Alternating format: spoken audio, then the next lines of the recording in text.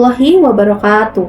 Perkenalkan, nama saya Tiara Isnain Putri, NPM 225010010, Program Studi Pendidikan Pancasila dan Kewarganegaraan, Fakultas Keguruan dan Ilmu Pendidikan, Universitas Pasundan.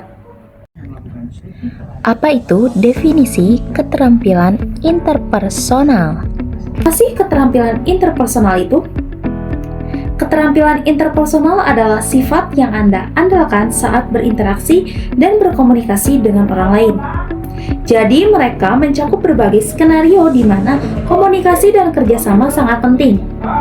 Nah, keterampilan ini melibatkan kemampuan untuk berkomunikasi dan membangun hubungan dengan orang lain. Sering juga disebut sebagai keterampilan orang.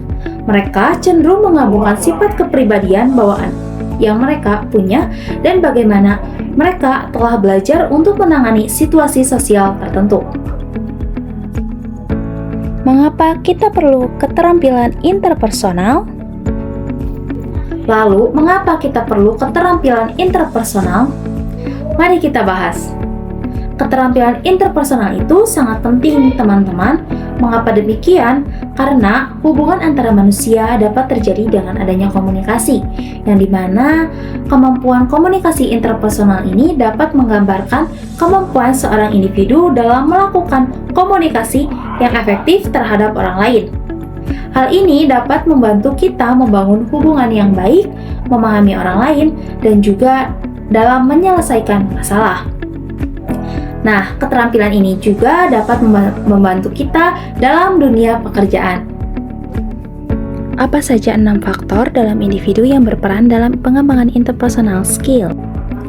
Lalu, adapun 6 faktor dalam individu yang berperan dalam pengembangan interpersonal skill, yaitu yang pertama, kemampuan atau ability. Kemampuan ini merujuk pada keterampilan dan pengetahuan yang dimiliki individu. Ini mencakup kemampuan teknis, intelektual, dan sosial yang diperlukan untuk berinteraksi secara efektif dengan orang lain. Lalu yang kedua, motivasi. Motivasi adalah dorongan atau keinginan yang mendorong individu untuk bertindak atau mencapai tujuan tertentu. Motivasi dapat bersifat intrinsik atau berasal dari dalam diri, dan ekstrinsik dari faktor eksternal. Nah, ketiga, persepsi atau perception adalah cara individu menafsirkan dan memahami informasi dari lingkungan sekitar. Persepsi juga dapat dipengaruhi oleh pengalaman, nilai-nilai, dan keyakinan seseorang yang dapat mempengaruhi interaksi sosial. Lalu yang keempat, kepribadian atau personality. Kepribadian mencakup karakteristik unik yang membedakan individu satu dengan yang lain. Ini termasuk sifat seperti ekstroversi, introversi, keterbukaan, dan stabilitas emosional yang dapat mempengaruhi individu berinteraksi dengan orang lain. Dan yang kelima, nilai dan sikap atau value and attitude. Nilai adalah prinsip dasar yang diyakini oleh individu, sedangkan sikap adalah pandangan atau reaksi terhadap situasi tertentu.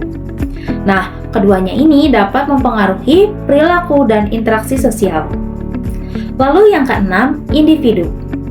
Individu ini yang merupakan pusat dari semua faktor ini. Setiap orang membawa kombinasi unik dari kemampuan motivasi, persepsi, kepribadian, nilai, dan sikap yang mempengaruhi cara mereka berinteraksi dengan orang lain. Karena faktor ini saling berinteraksi dan berkontribusi pada keterampilan interpersonal seseorang. Apa saja manfaat pengungkapan diri dalam membangun kepercayaan di dalam organisasi atau di dunia kerja? Lalu, apa saja manfaat pengungkapan diri dalam membangun kepercayaan dalam organisasi atau dunia kerja? Mari kita bahas. Pertama, yaitu meningkatkan keterbukaan dan kejujuran. Ketika individu merasa aman untuk berbagi pikiran dan perasaan mereka, mereka lebih cenderung untuk menjadi terbuka dan jujur dalam komunikasi. Yang dimana hal ini menciptakan lingkungan kerja yang lebih transparan dan saling percaya. Contohnya, seorang karyawan yang berbagi tentang tantangan yang dia hadapi dalam proyek tertentu akan mendorong rekan kerja yang lainnya juga untuk berbagi kesulitan mereka. sehingga masalah dapat diselesaikan secara bersama-sama. Lalu yang kedua, meningkatkan kepercayaan diri.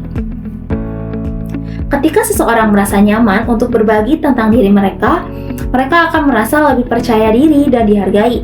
Hal ini dapat meningkatkan produktivitas dan kepuasan kerja. Contohnya, seorang karyawan yang berbagi tentang pencapaiannya akan merasa lebih dihargai oleh rekan kerjanya dan atasannya, sehingga meningkatkan motivasi dan kepercayaan dirinya untuk mengambil tanggung jawab yang lebih besar. Dalam penilaian performance pegawai, attitude merupakan hal penting untuk mempromosikan pegawai naik ke jenjang yang lebih tinggi. Mengapa attitude itu penting? Nah, mengapa attitude itu sangat penting? Attitude sangat penting dalam penilaian kinerja karena berkaitan erat dengan kemampuan karyawan untuk beradaptasi, bekerja sama, memimpin, dan menciptakan suasana kerja yang positif. Sikap yang baik mencerminkan kesiapan untuk menghadapi tantangan yang lebih besar dan dapat diandalkan dalam posisi yang lebih tinggi.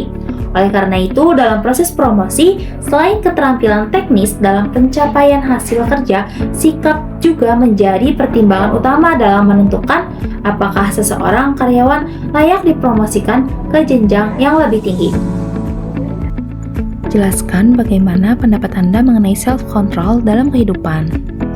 Untuk meningkatkan kompetensi Anda, harus mengetahui potensi yang Anda di dalam diri sendiri. Dengan demikian, untuk mencapai kesuksesan melalui knowledge, skill, dan attitude yang berkelanjutan, kita perlu menyeimbangkan ketiga elemen ini. Yang pertama, knowledge atau pengetahuan. Ini adalah fondasi dari segala sesuatu. Semakin banyak pengetahuan yang kita miliki, semakin baik kita memahami dunia di sekitar kita dan semakin siap kita untuk menghadapi tantangan yang akan datang. Lalu yang kedua, skill atau keterampilan. Pengetahuan tanpa keterampilan tidak ada artinya. Keterampilan memungkinkan kita untuk menerapkan pengetahuan kita dalam tindakan dan menghasilkan hasil yang nyata. Lalu yang ketiga, attitude atau sikap. Sikap yang positif, proaktif, dan berorientasi pada tujuan akan mendorong kita untuk terus belajar dan berkembang. Sikap juga akan mempengaruhi cara kita berinteraksi dengan orang lain dan mengatasi masalah. Lalu, pendapat saya mengenai self-control dalam kehidupan adalah bahwa pengendalian diri adalah keterampilan yang sangat penting untuk mencapai keseimbangan dan kesuksesan dalam jangka yang panjang. Mengapa demikian? Karena dalam banyak aspek kehidupan seperti karir, hubungan sosial, dan kesehatan pribadi, kemampuan untuk mengelola emosi, perilaku, dan pikiran sangat mempengaruhi kita dalam kualitas hidup kita. Dengan memiliki self-control, kita bisa tetap fokus pada tujuan jangka panjang meskipun ada tantangan atau distraksi di sekitar kita. Nah, hal ini juga membantu dalam membuat keputusan yang lebih rasional, baik dalam kehidupan pribadi maupun dalam profesional. Jadi, secara keseluruhan, saya percaya bahwa pengendalian diri adalah kunci untuk mencapai sukses dan kebahagiaan dalam hidup.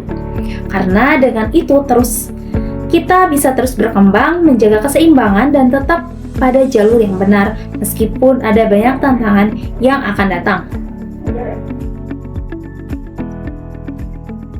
Adapun 5 kekuatan dan 5 kelemahan pada diri saya.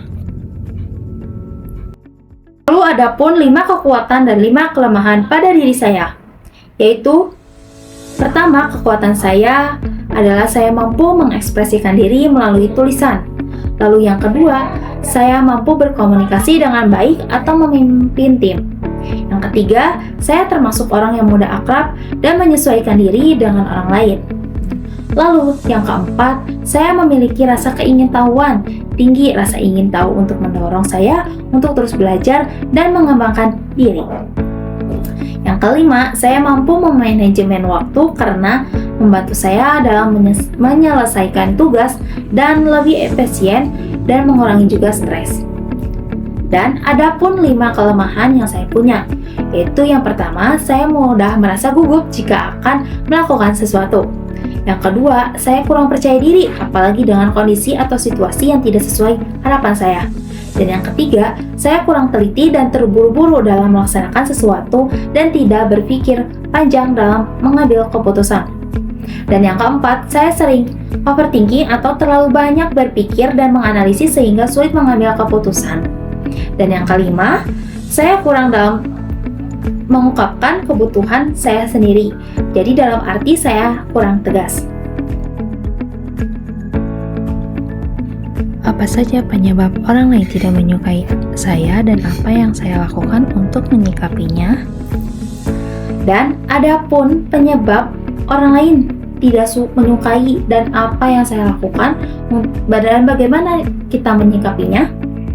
Menurut saya, jika orang lain tidak menyukai saya, mungkin dari segi perbedaan pendapat. Biasanya karena terkadang orang lain memiliki pandangan yang berbeda terhadap saya. Misalnya, pendapat saya terlalu dominan untuk seseorang, tetapi saya menyikapinya dengan tidak menghiraukan orang yang tidak suka pada saya, dengan membangun hubungan yang baik dengan orang-orang yang mendukung saya, dan terus belajar dan berkembang sebagai pribadi jati diri saya. Dalam skala kompetensi interpersonal skill, pada level manakah saya berada dan kenapa? Dan mengapa demikian? Secara kompetensi interpersonal skill, saya mungkin berada di level menengah, yang dimana karena dalam kemampuan ini, saya dalam berkomunikasi cukup baik, dalam mengungkapkan ide dan mendengarkan orang lain. Meskipun masih ada ruang untuk memperbaikan dalam situasi yang lebih emosional atau konflik. Dan dalam pengelolaan konflik, saya mampu menyelesaikan beberapa konflik, tetapi terkadang masih merasa canggung dalam situasi yang lebih kompleks. Saya masih memiliki ruang untuk berkembang lebih jauh dalam menangani konflik yang lebih kompleks dan memperkuat pengaruh kepemimpinan saya. Persepsi merupakan inti dari komunikasi. Mengapa dikatakan demikian? Lalu, mengapa dikatakan demikian? Karena persepsi disebut sebagai inti dari komunikasi, karena komunikasi tidak hanya bergantung pada kata-kata atau informasi yang disampaikan, tetapi juga pada cara penerima pesan, menafsirkan, atau memahaminya. Persepsi adalah proses mental di mana individu memilih, mengorganisasi, dan menafsirkan informasi yang diterima dari lingkungan sekitar. Lalu, cara kita memandang atau memahami suatu pesan sangat dipengaruhi oleh persepsi kita terhadap situasi orang, atau bahkan konteks komunikasi itu sendiri. Sekian pemaparan yang saya sampaikan. Mohon maaf bila ada kekurangan. Saya Tiara Isnani Putri, pamit undur diri. Wassalamualaikum warahmatullahi wabarakatuh.